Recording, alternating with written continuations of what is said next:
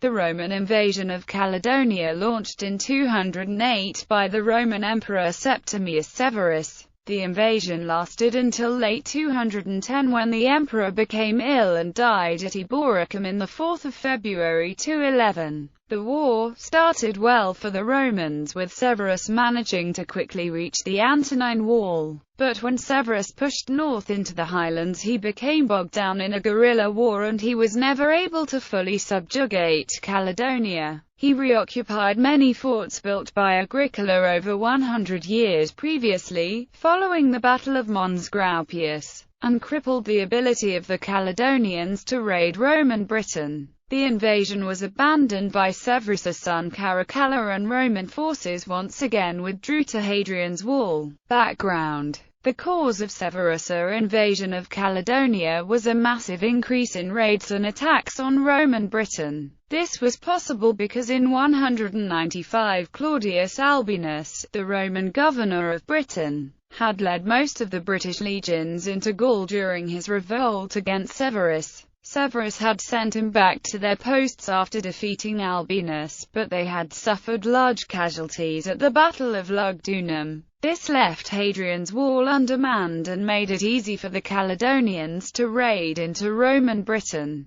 The Caledonians were also able to gather more men for these raids than before, as there is evidence of increased cooperation among the different northern tribes. Invasion of Caledonia. In 208, Severus arrived in Britain with around 40,000 men and marched north to Hadrian's Wall. Once at Hadrian's Wall, Severus initiated a massive rebuilding project which finally made the whole wall into stone. This led to later Romans calling Hadrian's Wall the Severan Wall. After starting the project, Severus marched north and occupied all the land between Hadrian's Wall and the Antonine Wall. After completing the occupation, Severus began another reconstruction project, but this time on the Antonine Wall. In 209, Severus led his army north into the highlands and roughly marched the same way Agricola had invaded over 100 years before. Severus suffered heavy casualties due to the guerrilla tactics used by the Caledonians.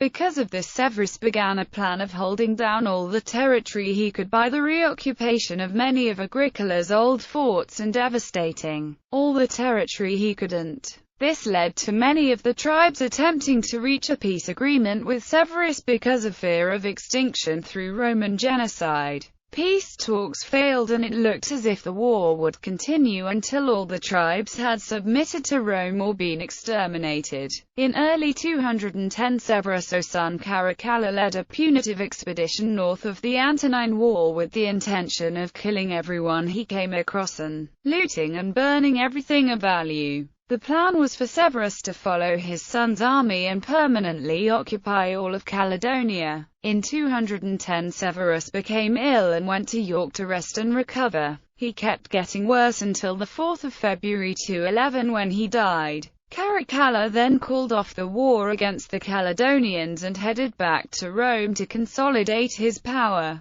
The Romans never campaigned deep into Caledonia again. They soon withdrew south permanently to Hadrian's Wall. Cassius Dio's account of the invasion. Severus, accordingly, desiring to subjugate the whole of it, invaded Caledonia. But as he advanced through the country, he experienced countless hardships in cutting down the forests, leveling the heights, filling up the swamps, and bridging the rivers. But he fought no battle and beheld no enemy in battle array. The enemy purposely put sheep and cattle in front of the soldiers for them to seize, in order that they might be lured on still further until they were worn out, for in fact the water caused great suffering to the Romans, and when they became scattered, they would be attacked. Then, unable to walk, they would be slain by their own men, in order to avoid capture, so that a full 50,000 died. But Severus did not desist until he approached the extremity of the island.